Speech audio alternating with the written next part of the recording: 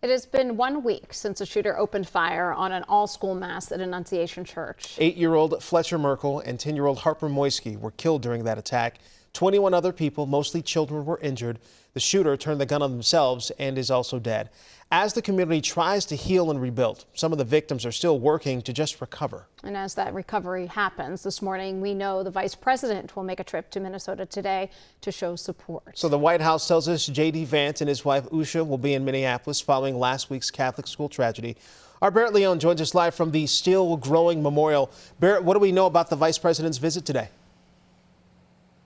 Yeah, well, we're still waiting to learn when the vice president will arrive, but we know that J.D. Vance and his wife, the second lady, they'll be here some point here in Minneapolis today. They're here to pay their respects to victims of the mass shooting last week here at Annunciation Catholic Church.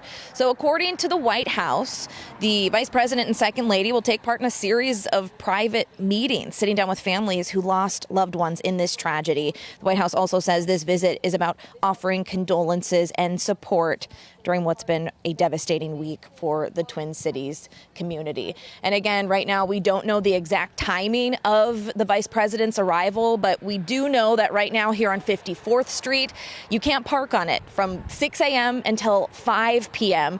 We've also noticed some tents that were put up last night. We don't know if that's connected to the VP's arrival or not, but it does appear that some prep is happening here outside the church. Definitely expected to be a busy day. Our Barrett Leone reporting just outside of Annunciation Church. Barrett, thank you. U.S. lawmakers also paid tribute to the victims of the Annunciation Church shooting just last night. As our Minneapolis community continues to grieve, we must stand united to prevent another tragedy from occurring ever again. Congresswoman Ilhan Omar called for a moment of silence on the House floor. You can see the Minnesota delegation standing in support behind her. Meanwhile, lawmakers honored those victims, I should say, Minnesota's governor is pushing for action in the state legislature. Governor Tim Walz confirmed that he does want a special session to vote for a gun control package. The governor says it would include a ban on assault weapons, but he also recognized he would need support from across the aisle to make those changes and says the time is now to get it done.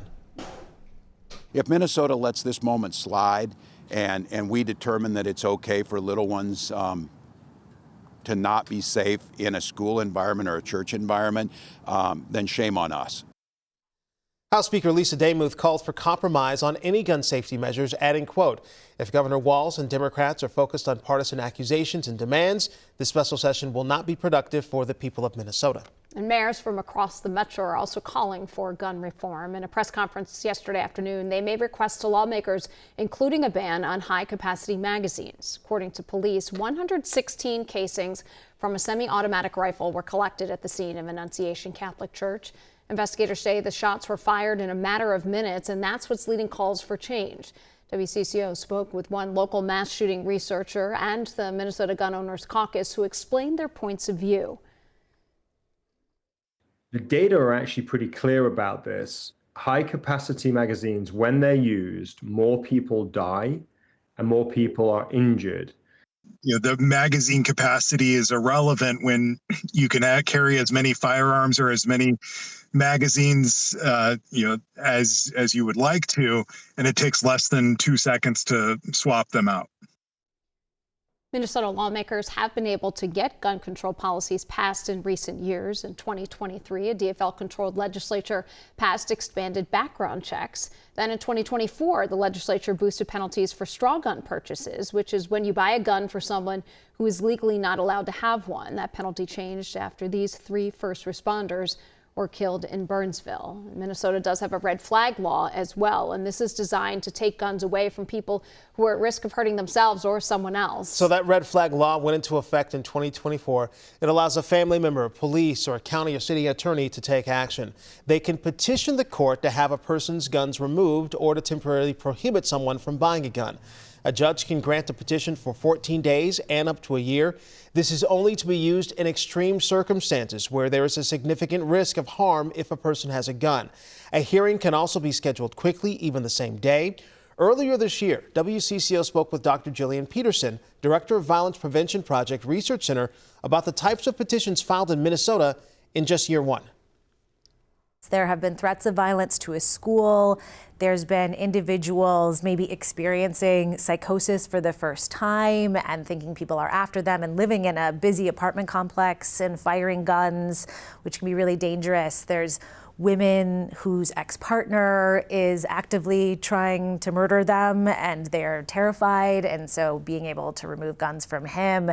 It's a really wide array of cases. In the data from year one, we found 5 times where a petition was filed on someone who threatened to shoot people at a school or daycare or mentioned a school shooting or shooter. Some of the threats were in person, others caught online.